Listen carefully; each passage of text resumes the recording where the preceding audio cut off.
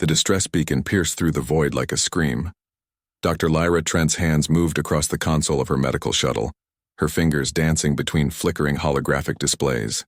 3 years on the Frontier Medical Corps had taught her that silence in deep space was a luxury. But this signal, raw, desperate, unmistakably juvenile, made her chest tighten. Trajectory locked, she muttered, redirecting the shuttle toward the source. The Corvin exclusion zone. Her breath caught. No human vessel had ventured there in a decade, not since the Treaty of Broken Stars established the boundary between Terran space and the Corvin Dominion. The Corvins, apex predators of 6 star systems, 3 meters of scaled muscle, retractable claws that could shred titanium, and a culture built on the philosophy that mercy was evolutionary weakness. They called humans soft skins, a term dripping with contempt for species who valued empathy over dominance. But that beacon was a child's frequency. Lyra brought the shuttle down on a barren moon, its surface scarred by ancient meteor strikes. The beacon led her to a crashed Corvin scout pod, half buried in regolith, its hull breached and smoking. She grabbed her medical kit and bounded through the low gravity, her suit's headlamp cutting through the darkness. Inside the wreckage, she found him. Rax was small for a Corvin, barely the size of a human teenager, but even injured. His amber eyes burned with that predatory intensity his species was known for. His right leg was crushed beneath a collapsed support beam, dark blood pooling beneath him. His breathing came in ragged hisses and his claws scraped weakly against the metal floor. Their eyes met. His pupils dilated and a low growl rumbled from his throat. Warning, fear, defiance all tangled together. "Easy," Lyra said softly, raising her empty hands. "I'm here to help." Rax's translator chip crackled. Human. The word was a curse. "Leave. Me." Not happening. Lyra approached slowly, her movements deliberate. Every xenobiology brief had been clear. Corvins would rather die than accept help from prey species. Pride wasn't just cultural, it was genetic, woven into every fiber of their being. "Your kind killed my clutchmates," Rax snarled, though his voice weakened. "Orbital strike." 3 cycles ago, Lyra's jaw tightened. She'd heard about the skirmish, a Terran defense platform misidentifying a Corvin civilian transport. 43 dead. Command had buried the story, called it an unfortunate accident. Looking at this cub now, unfortunate felt obscene. "I didn't fire that weapon," Lyra said quietly, kneeling beside him. "But I'm sorry it happened." "None of those deaths should have happened." Rax's head lolled to the side. Soft skin, pity, disgusting. Call it what you want. Lyra assessed the damage. Compound fracture, severe hemorrhaging, signs of shock. Without immediate intervention, he had minutes, maybe less. "But you're dying, and I have the skills to prevent that." "Then let me die with honor."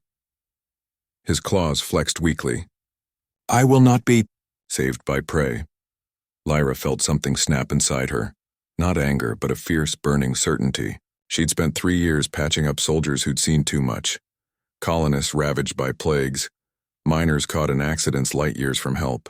She'd held hands as people died and celebrated when they lived. Medicine wasn't about politics or pride or ancient grudges, it was about this, one life, one choice. Without a word, Lyra grabbed her right sleeve and tore it off at the shoulder. The fabric ripped cleanly, and she folded it into a pressure bandage. Rax watched, confusion flickering across his reptilian features. "What are you doing?" "Making a choice."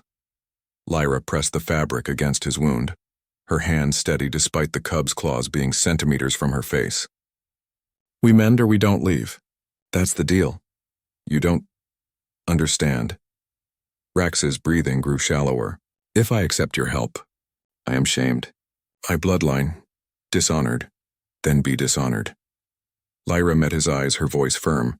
"But be alive, because I've seen enough dead children in this uniform to last me 10 lifetimes, and I'll be damned if I add one more because of pride." She injected him with a coagulant, then activated her portable med scanner. The device hummed, projecting holographic images of shattered bone and torn tissue. Her fingers flew across the interface, programming a bone knitter and synthesizing arterial sealant from the shuttle's reserves. Rax's growl faded into something else, a sound she'd never heard from a Corvin before. "A whimper." "Why?" he whispered. "Your species gains nothing from my survival. We are enemies." Lyra worked the beam lifter, gradually easing the weight off his leg. Because a human doctor named Amara Okafor once told me that the moment you start categorizing who deserves to live, you stop being a healer. You become something else, something lesser. She stabilized the leg, applied the bone knitter, and watched as the device's nanites began their work, microscopic machines stitching bone and tissue at the molecular level. Rax's breathing steadied, his body's natural regeneration accelerating under the treatment. Your people will call you weak for this, Rax said softly. Let them. Lyra smiled grimly. Your people will call you weak too. For the first time, something like amusement flickered in Rax's eyes. Perhaps we are both fools. Probably. Lyra sat back, exhaustion washing over her. But we're alive fools. I'll take it. 3 hours later, Lyra's shuttle cleared the moon's gravity well. Rax lay in the medical bay, sedated but stable. The Corvin fleet had responded to her hail with icy silence before transmitting extraction coordinates. They would retrieve their cub. Whether they'd kill her for the perceived insult of saving him remained to be seen. But as her shuttle drifted through the stars, Lyra looked at her torn sleeve, now stained with Corvin blood, and felt no regret. Somewhere behind her, a predator cub slept, his life stitched back together by human hands, and maybe, just maybe, that meant something.